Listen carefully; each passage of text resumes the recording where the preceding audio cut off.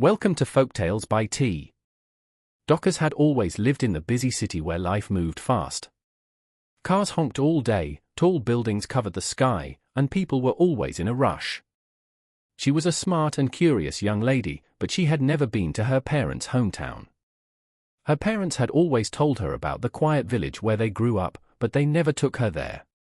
One sunny afternoon, Docker's cousin, Maureen, came visiting.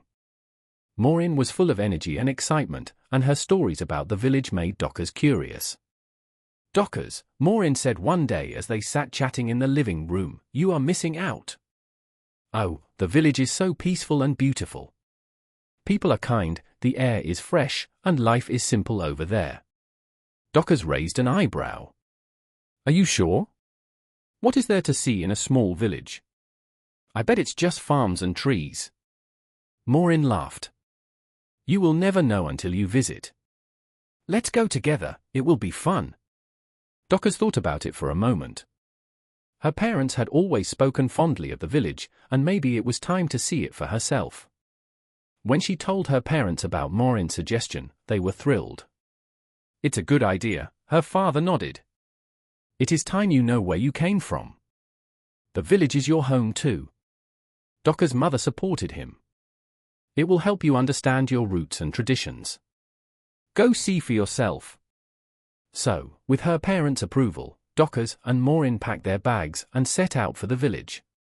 When they arrived, Dockers was surprised. The village was nothing like the noisy city she was used to. The air was fresh and smelled of flowers. There were a few cars, mostly bicycles, and people walking around. Chickens and goats roamed freely. Children played in the open fields, laughing and chasing each other. "Wow," Dockers said, looking around. "It's so quiet here." Maureen grinned. "I told you. Isn't it nice?" An elderly woman carrying a basket of fruits greeted them with a warm smile. "Welcome, my children. Are you visiting?" "Yes, Ma," Maureen replied politely. "This is my cousin Dockers. It's her first time here." The woman nodded. "You will love it here. Take your time to enjoy our little village." Dockers smiled back. Everyone seemed so kind and welcoming. She immediately felt at peace. They spent the rest of the day resting and unpacking. Dockers couldn't stop admiring the starry sky that night.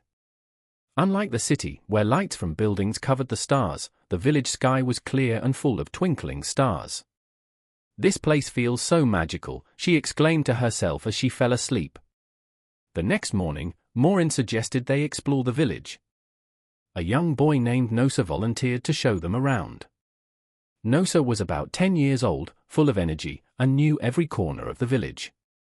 "I will take you to see everything," Nosa said proudly. "The river, the old baobab tree, and even the markets." The three of them set out, chatting and laughing as they walked. They saw farmers working in the fields, women pounding yam, and children fetching water from a stream. Dockers was fascinated. "This is so different from the city," she said to Maureen. "Everything feels so real." As they walked back home, they came across a large, dried tree root sticking out of the ground. It was old, twisted, and looked like it had been there forever. It blocked part of the narrow path, making it hard to walk through. "Why don't they just cut this thing off?" Dockers asked, pointing at the roots. "Someone could trip and hurt themselves." Nosa's cheerful face suddenly turned serious. He stepped back and shook his head. "No, that is not an ordinary root." Dockers frowned. "What do you mean?" "This is just a piece of dried wood." "No, Auntie," Nosa said and lowered his voice. "That is the great oracle. It is as old as the village itself. Some say it is the spirit of our forefathers, others say it is an old woman who turned into the stump. But everyone knows it protects us, and it is very powerful." Dockers burst into laughter. "You can't be serious. This dried piece of wood, an oracle? That's ridiculous." Maureen, however, looked uneasy. "Dockers, maybe we should just leave it alone." "Leave it alone?" It is just a tree root, Dockers insisted. She walked up to the stump and raised her foot to kick it, but Nosa grabbed her arm and pulled her back. Please, Auntie, don't do that, he begged. You must not touch it or disrespect it. Bad things will happen. Please, let's go. Dockers rolled her eyes. This is nonsense. Maureen and Nosa walked away, but Dockers stood there, still wondering how foolish people could be to believe such superstitions. Suddenly, she felt the urge to pee. She looked around for a bush to hide in, but hesitated. What if there are insects or snakes there, she muttered. Her eye suddenly landed on the stump, and an idea struck her. It's just a piece of wood, she thought. Why not? Without thinking, she looked back and forth to be sure no one was looking. When she was sure she was alone, she quickly squatted and relieved herself on the stump. She laughed as she ran to catch up with Maureen and Nosa. That night, Dockers went to bed feeling proud of herself for proving how silly the villagers' beliefs were. But her laughter didn't last long. That night, Dockers went to bed feeling proud of herself for proving how silly the villagers' beliefs were. But her laughter didn't last long. The next morning, Dockers woke up to a wet bed. She sat up in shock. What? Did I wet the bed? She whispered. She hadn't wet the bed since she was a child. She quickly washed up and cleaned the sheets before anyone could notice. Luckily, there was a waterproof sheet under the bed, so the mattress was safe. But as she carried the sheets outside to dry, Maureen saw her. Dockers, why are you washing so early? Maureen asked. Nothing, Dockers said quickly. I just felt like washing. Maureen nodded but then stopped and pointed at Dockers' legs. Wait, Dockers, what's that on your legs? Are you urinating? Dockers looked down and froze. A stream of urine was running down her legs. She hadn't even noticed it. Feeling embarrassed, she ran inside and locked herself in the bathroom. What is happening to me? She asked in confusion. After she had cleaned up and put on fresh clothes, Dockers waited for a while in the bathroom. She wanted to be sure the strange problem had stopped before coming out. When she was sure, she stepped out and went to meet Maureen in the living room. Maureen was sitting on the sofa, waiting for Dockers. What happened, Dockers? Are you okay? She asked out of concern. Dockers smiled weakly. I'm fine. Maybe I drank too much water last night, that's all, she said, trying to sound calm. Maureen nodded. If you say so. Before Maureen could finish her sentence, she looked down and froze. Dockers, look at your legs again. You're urinating. Dockers froze. She looked down and saw the same thing happening again. Tears filled her eyes as she turned and ran towards the bathroom. This time, Maureen followed her and knocked on the bathroom door. Dockers, what's going on? Are you okay? Talk to me. From inside the bathroom, Dockers cried, I don't know what is happening, Maureen. I can't stop it. I don't even feel anything, but it just keeps coming out. What do I do? Maureen was worried. I think we need to go to the hospital first, she said. But let me get something to help, you can't go out like this. She ran to a nearby shop and bought adult diapers. When she came back, she handed them to Dockers. Wear this for now so we can go out without any accidents. Dockers felt embarrassed but agreed. After putting on the diaper, they went to the hospital. At the clinic, the doctor listened carefully as Dockers explained her problem. I just woke up this morning, and I could no longer control it, she said. It keeps happening, and I don't know why. The doctor ran several tests on Dockers. She waited nervously, hoping they would find something easy to fix. After a long wait, the doctor came back with the results. There is nothing wrong with you physically, he said. All your tests are normal. I will give you some medicine to help, but I don't see any medical problem. Dockers and Maureen left the hospital feeling frustrated. The medicine didn't even work, and the problem only got worse. Dockers was now using almost 10 diapers every day. The constant urination made her feel weak, and she started to lose weight. However, Maureen didn't give up. "Let's try some local herbs," she suggested. They went to meet an elderly woman in the village who was a renowned traditional healer. The woman prepared a special herbal mixture for Dockers and gave her instructions. "Drink this 3 times a day," she said. "It will help cleanse your body and stop the urine." Dockers followed the instructions, but nothing changed. She still couldn't stop the constant flow of urine from her body. After a week of trying everything, Maureen decided to call Dockers' parents. "We have done all we can, sir," she told them over the phone. "You need to come and see her. She's not getting better." Dockers' parents were shocked when they heard what was happening.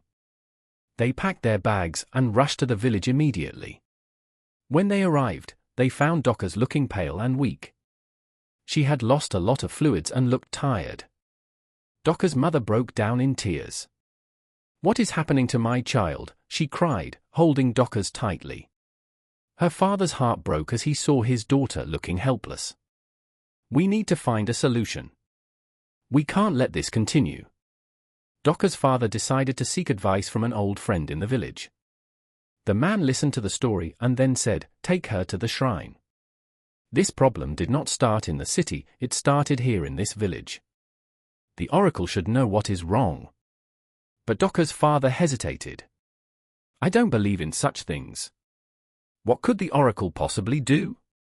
"Do you want your daughter to suffer forever?" the man asked. "The oracle is powerful, and as it stands now, that might be the only solution." When Dockers' father returned home and told his wife about the suggestion, she agreed immediately. "I don't care what we have to do," she said. "As long as my child is healed, I will do anything." Reluctantly, Dockers' father took them to the shrine. They approached the chief priest, who sat cross-legged in front of the oracle. The air was thick with the smell of burning incense, and the dimly lit shrine had an eerie, sacred atmosphere. "Please, wise one," Dockers' mother pleaded. "Our daughter is suffering. She cannot stop urinating. We have tried everything, but nothing works. We need your help. Please." The chief priest looked at Dockers, who stood trembling behind her parents. "Young lady, step forward," he commanded. Dockers hesitated but stepped forward with her head bowed. The chief priest stared at her for a long moment, then closed his eyes and began to chant in a low, rhythmic voice. The sound echoed through the shrine, and Dockers felt a chill run down her spine. After what seemed like an eternity, the priest opened his eyes and sighed deeply. "Your daughter has offended the great oracle," he said solemnly. Dockers' parents gasped in shock. "How?" "We have always respected the oracle." "How could she offend it?" her father asked. The chief priest shook his head. "You did not teach her well. You kept her away from her roots, and now she does not know our ways at all." Dockers was confused. "What do you mean, sir?" The priest's eyes narrowed. "What did you do at the tree stump near the path? Speak the truth." Dockers froze. Her stomach twisted as she remembered the dried tree roots she had urinated on. Her voice came out in a whisper. I didn't know it was the oracle. I thought it was just a piece of wood." Her parents stared at her in disbelief. "You did what?" her father shouted. "How could you be so careless?" Her mother burst into tears. "Of all places to relieve yourself, why there? Do you know what you've done?" Dockers fell to her knees, crying. "I'm sorry. I didn't know. I didn't mean to offend anyone." The chief priest shook his head again. "Ignorance is no excuse. The oracle is very angry, and the curse will not lift until she pays for her wrongdoing." Dockers' parents pleaded with the chief priest. "Please, wise one," her mother begged. "She's just a child. Help her. What can we do to make this right?" The chief priest thought for a moment. "The oracle demands respect and care to grant forgiveness. Your daughter must serve it every day. She must bathe the tree stump, clothe it with white linen, and bring 3 meals as offerings to it. She must do this every day until the oracle forgives her. Docca's parents were horrified. How long will this take? Her father asked. The priest shook his head. I cannot say. It could be weeks, months, or longer. The oracle alone will decide. Docca's father turned to her. Have you seen your life? This is the price for your foolishness. Docca's nodded through her tears. I will do it. I will do whatever it takes. Her parents had to return to the city, and Maureen left after a week, leaving Docca's alone in the village.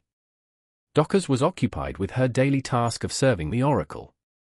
Every morning, she would fetch clean water from the stream and carefully bathe the tree stump. She would drape it with fresh white linen and place 3 meals in front of it. At first, Docca's found the task humiliating. She hated how everyone stared at her and whispered. But as time went on, she began to reflect on her actions. She realized how foolish she had been to mock the villagers' beliefs and act without thinking. For 6 long months, Docca's life revolved around the oracle. She woke up early every morning, did her duties, and spent the rest of the day quietly in the village.